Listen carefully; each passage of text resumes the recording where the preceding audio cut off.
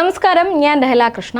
യുഎസിൽ ഇന്ത്യൻ സംരംഭകൻ ഭാര്യയെയും മകനെയും വെടിവെച്ച് കൊലപ്പെടുത്തിയ ശേഷം സ്വയം ജീവനൊടുക്കി. വാഷിംഗ്ടണിൽ ഇന്ത്യൻ ടെക് സംരംഭകൻ ഭാര്യയെയും മകനെയും വെടിവെച്ച് കൊലപ്പെടുത്തിയ ശേഷം സ്വയം ജീവനൊടുക്കിയതായി റിപ്പോർട്ട്. വാഷിംഗ്ടണിലെ ന്യൂകാസിൽ ഇന്ത്യൻ ടെക് സംരംഭകനായ ഹർഷവർദ്ധന എസ് കിഖേരി, ഭാര്യ ശ്വേത പന്യം, 14 വയസ്സുള്ള മകൻ എന്നിവരെ വെടിവെച്ച് കൊലപ്പെടുത്തിയ ശേഷം സ്വയം ജീവനൊടുക്കി. ഏപ്രിൽ 24-നായിരുന്നു സംഭവം. സംഭവത്തിന് പിന്നിലെ കാരണം വ്യക്തമല്ലെന്നും അന്വേഷണം പുരോഗമിക്കുകയാണെന്നും പോലീസ് അറിയിച്ചു. സംഭവ സമയത്ത് ദമ്പതികളുടെ മറ്റൊരു മകൻ വീട്ടിലില്ലാതിരുന്നതിനാൽ ദുരന്തത്തിൽ നിന്ന് രക്ഷപ്പെട്ടു. കുട്ടിയുടെ പേര് വിവരങ്ങൾ കിങ് കൗണ്ടി ഷെരീഫ് ഓഫീസ് പുറത്തുവിട്ടിട്ടില്ല.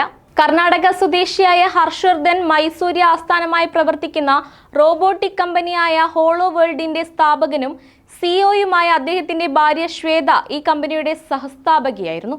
2017-ൽ ഹർഷവർദ്ധനവും ശ്വേതയും ഇന്ത്യയിൽ ഹോളോ വേൾഡ് സ്ഥാപിച്ചു. എന്നാൽ കോവിഡിനെ തുടർന്ന് 2022-ൽ കമ്പനി അടച്ചുപൂട്ടിയതോടെ അദ്ദേഹം യുഎസിലേക്ക് മടങ്ങുകയായിരുന്നു. റോബോട്ടിക്സിൽ വിദഗ്ധനായ ഇദ്ദേഹം മുൻപ് യുഎസിലെ പ്രമുഖ സോഫ്റ്റ്വെയർ കമ്പനിയായ മൈക്രോസോഫ്റ്റിലും ജോലി ചെയ്തിട്ടുണ്ട്.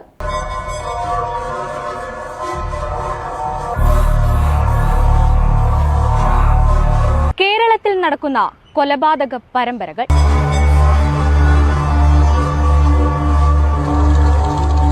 ലഹരി വിഴുങ്ങുന്ന കേരളം.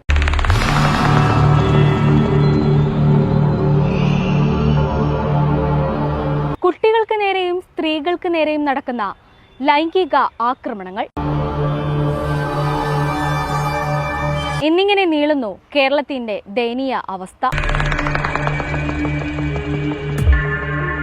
കേരളത്തിൽ ഏറെ കോളിളക്കം സൃഷ്ടിച്ച കൊലപാതക പരമ്പരകൾ.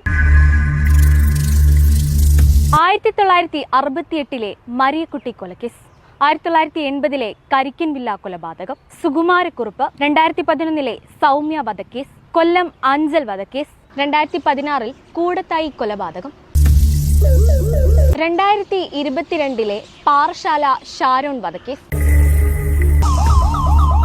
2020-ൽ പാലത്തായി കേസ്,